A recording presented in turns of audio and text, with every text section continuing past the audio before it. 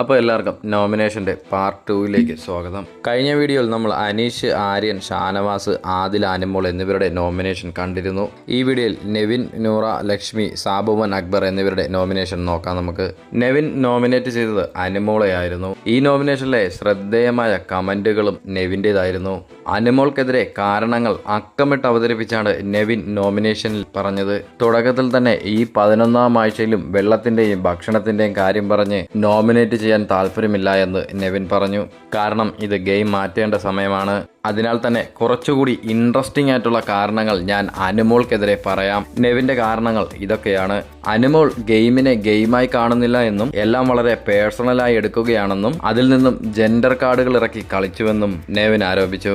ഇതുകൂടാതെ കഴിഞ്ഞ ആഴ്ച ഹൗസിനുള്ളിൽ മത്സരാർത്ഥികൾക്കായി കൊടുത്ത 2 കവർ പാലിൽ 1 തൈരാണെന്ന് അനിമോൾ പറഞ്ഞു. എന്നാൽ ഇത് പാല് പിരിഞ്ഞ് തൈരായതാണെന്നുള്ള കാര്യം അനിമോൾ മറച്ചുവെച്ചു. മറ്റുള്ളവർ ബിഗ് ബോസ് തൈര് തന്നു എന്ന് പറഞ്ഞപ്പോൾ അനിമോൾ അത് തിരുത്താനും തയ്യാറായില്ല. ഇതിന്റെ എല്ലാം അടിസ്ഥാനത്തിൽ അനിമോൾ ഡ്രാമ കളിക്കുകയാണെന്നും സ്വയം ഒറ്റപ്പെട്ട് മാറി നിൽക്കുകയാണെന്നും ഇപ്പോൾ നടത്തിയ കരച്ചില് പോലും അനിമോളുടെ സ്ട്രാറ്റജിയാണെന്നും നെവിൻ കൂട്ടിച്ചേർത്തു. നെവിൻ അടുത്തതായി നോമിനേറ്റ് ചെയ്തത് ഹൗസിലെ ക്യാപ്റ്റനായ സാബുമോനെയാണ്. കഴിഞ്ഞ പാവശാസ്ത്രം ഗെയിമിൽ കുറച്ചുകൂടെ ആക്റ്റീവ് ആകാമെന്ന് പറഞ്ഞായിരുന്നു നെവിൻ നോമിനേറ്റ് ചെയ്തത്. അടുത്തത് നൂറയുടെ നോമിനേഷനാണ്. അനിമോളെ കൂടാതെ നൂറ നോമിനേറ്റ് ചെയ്തത് ഷാനവാസിനെയാണ്. നിലപാടില്ലാത്തവനെന്നും ഹിറ്റ്ലർ കളിക്കുകയാണെന്നും വിശ്വസിക്കാൻ കൊള്ളാത്തവൻ എന്നൊക്കെ പറഞ്ഞാണ് ഷാനവാസിനെ നൂറ നോമിനേറ്റ് ചെയ്തത്. അടുത്ത് ലക്ഷ്മി നോമിനേറ്റ് ചെയ്തത് അക്ബറിനെയാണ്. അതിൽ ലക്ഷ്മി ചൂണ്ടിക്കാട്ടിയ കാര്യം ടാസ്കിനിടയിൽ അനിമോളെ തള്ളി എന്നതാണ്. അനിമോൾക്ക് ഹർട്ടായെന്ന് അറിഞ്ഞിട്ടും അക്ബർ അനിമോളോട് ഒരു സോറി പറഞ്ഞില്ല എന്ന കാരണത്താലാണ് അക്ബറിനെ ചൂണ്ടിക്കാണിച്ചത്. അടുത്തത് സാബുമോൻ്റെ നോമിനേഷനാണ്. അനീഷിനെയാണ് സാബുമാൻ നോമിനേറ്റ് ചെയ്തത്.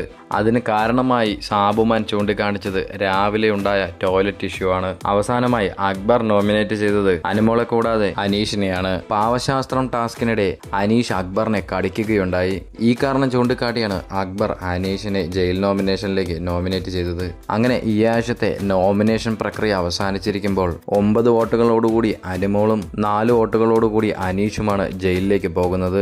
ബാക്കിയുള്ള വിശേഷങ്ങൾ എന്താണെന്നുള്ളത് ഇന്നത്തെ എപ്പിസോഡിൽ കണ്ടറിയാം. ഇനി ബിഗ് ബോസ് വീടിനകത്തെ കൂടുതൽ വാർത്തകൾ അറിയാൻ ഈ ചാനൽ ഇപ്പോൾ തന്നെ സബ്സ്ക്രൈബ് ചെയ്യുക. വീഡിയോ ഇഷ്ടപ്പെട്ടാൽ വീഡിയോ ലൈക്ക് ചെയ്യാനും മറക്കരുത്. നമ്മൾ മറ്റൊരു വീഡിയോയിൽ കാണുന്നവരെ 90s kid official signing off.